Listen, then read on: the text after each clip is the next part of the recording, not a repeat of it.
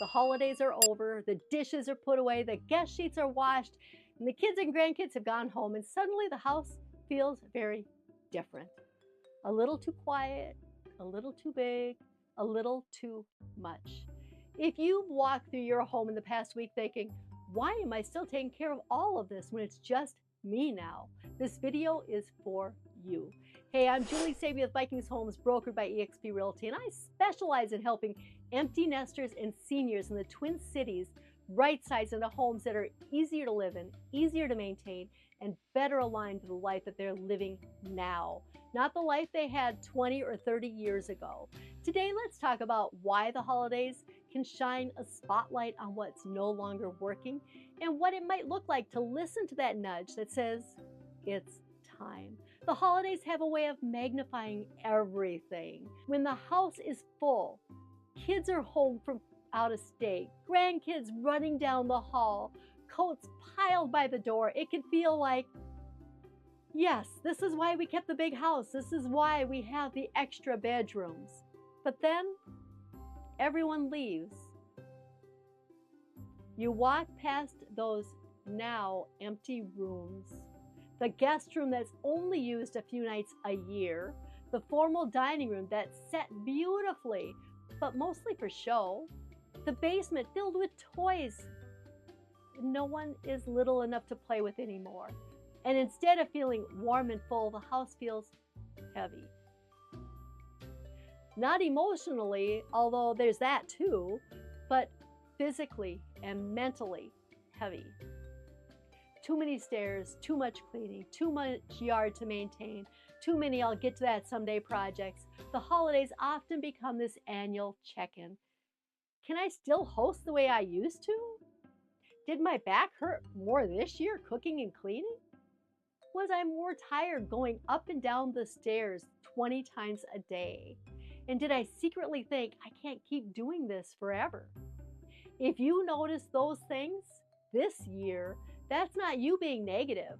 That's your future self tapping you on the shoulder saying, it might be time to make a change while it's still your choice. If it feels like your home is too much, why is it so hard to leave? There are a few very real reasons. The house feels like part of the family. This is where babies came home from the hospital, first days of school started, holidays were hosted.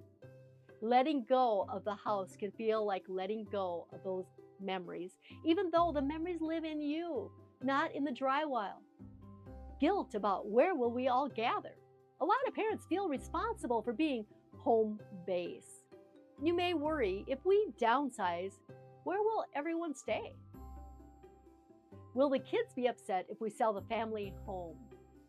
Will holidays feel different? And is that a bad thing? The truth, your kids likely care more about being with you than which house they're in. And sometimes a cozy, right-sized home makes gatherings more relaxed, not less special. The process feels overwhelming. You look around and think, we have so much stuff. Where do I even begin to start? I can't imagine packing, sorting, fixing, listing, and then moving. So you do what most people do.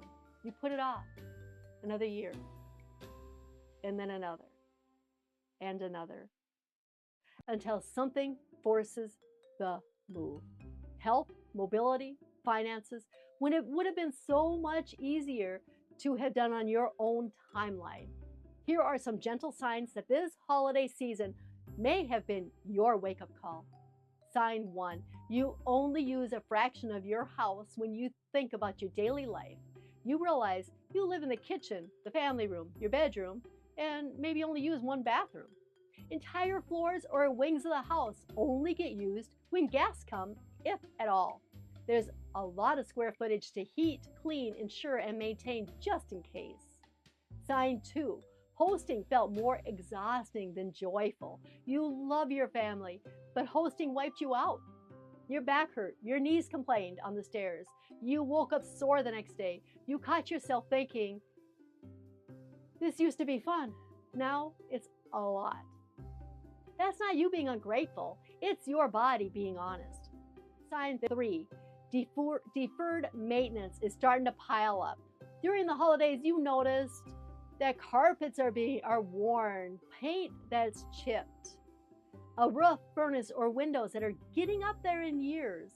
And instead of thinking, I should fix that, you thought, I don't want to spend this money just to keep up a house that's too big for us. That's a very important realization. Sign 4, you started imagining what if. What if you didn't have the stairs? What if you didn't have to shovel or mow?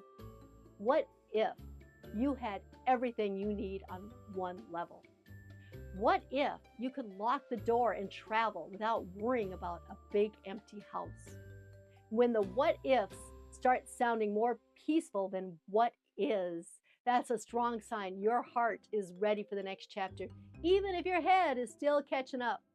Downsizing isn't about giving up. It's about creating a home that supports who you are now. Here's what that can look like. Less house, more life, with smaller, easier to manage home. You spend less time cleaning and maintaining. You free up energy for grandkids, hobbies, travel, friends, or rest. You reduce stress about what if something big goes wrong. A home that fits your future. Think one-level living, laundry on the main floor, no or few stairs, a walk-in shower instead of a tub that you have to step over. An attached garage, so you're not carrying groceries on ice. These things might feel like nice to haves now, but they can become critical later. Choosing them now is an act of kindness to your future self. And financial flexibility. Downsizing can lower your monthly costs, utilities, taxes, insurance, maintenance, free up equity for retirement, travel, or helping your kids and grandkids. Reduce the risk of being house rich and cash poor. And a fresh start that still honors your past. You don't have to erase your history to start a new chapter. You can bring the most meaningful items with you, pass heirlooms to kids and grandkids, and watch their delight now. Create new traditions in a home that works better for the way you live today. If the holidays made something click for you, the next step is not to throw everything in boxes. The next step is simply a conversation. Here's what it can look like when we work together. We talk about your why. What's driving this? What's working and what isn't? We can look at options. Townhomes, villas, condos with no shoveling or mowing. Single-level homes in your same community. 55+ communities with amenities and social connection. We run the numbers. What is your home likely worth? What would you net after selling? And what price range would you feel comfortable buying in? We outline a gentle step-by-step plan from decluttering and minor updates to timing a sale and a purchase so that you're not stuck in limbo. No pressure, no rush. No, you have to do this now. Just clarity. If this past holiday season left you walking around with your home with mixed emotions, grateful for the memories, but honestly wondering if this house still fits your life, you're not alone. You're not being disloyal to your family or your memories. You're simply recognizing that you've outgrown the version of life this house was built for. And that's okay. If you're ready to talk through what downsizing or right-sizing could look like without any pressure to move before you're ready, I'd be honored to help. Call or text 763-257-7231 or send me an email, julie@vikingshomes.com. And you can go to my website at www.vikingshomes.com to learn more. You don't have to figure out your next chapter alone, and your next home can honor where you've been and support where you're going. If this video resonated with you, please like, share, and subscribe for more guidance on downsizing, senior transitions, or making your next chapter lighter, simpler, and more joyful. Thank you for watching.